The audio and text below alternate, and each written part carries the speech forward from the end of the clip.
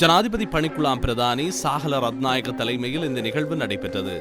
1 billion ரூபாய் முதலீட்டில் அமைக்கப்பட்டுள்ள இந்த மத்திய நிலையத்திலிருந்து நாளாந்தம் 60,000 சிலிண்டர்களை விநியோகிக்க முடியும் என்பது குறிப்பிடத்தக்கது.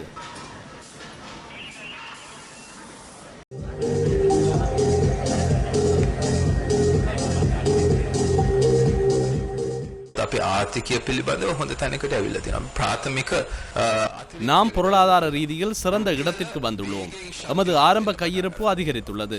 ரூபா வேகமாக வலுவடைந்து வருகின்றது. 76% இருந்த பணவீக்கம் 3% குறைவடைந்துள்ளது. பொருளாதாரம் வலுவடைந்து வருகின்றது.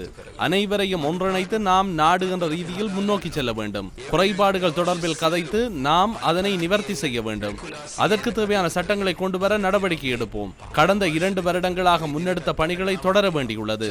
சர்வதேச மட்டத்திலான ஊழல் ஒழிப்பு சட்டத்தை கொண்டு வந்துள்ளோம். தவறான முறையில் பணம் சம்பாதித்திருந்தால் அந்த பணத்தை சட்ட ரீதியாக பிடித்து உலகில் எங்கிருந்தாலும் அதனை மீளப் பெறுவதற்கு கண்டுபிடிப்பதற்கு ஏதுவான சட்டத்தை எதிர்காலத்தில் கொண்டு வருவோம்.